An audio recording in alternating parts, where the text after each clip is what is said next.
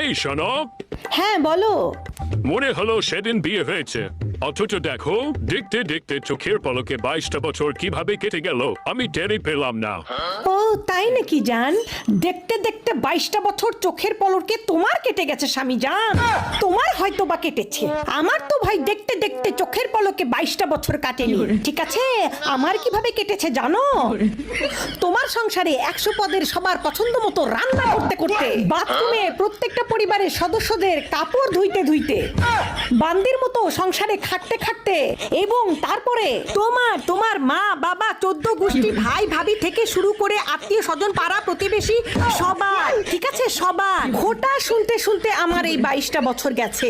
দেখতে দেখতে তো যায়নি স্বামী জান, তোমার হয়তো দেখতে দেখতে চলে গেছে। তুমি আবার কোথায় থেকে কোথায় নিয়ে গেলা?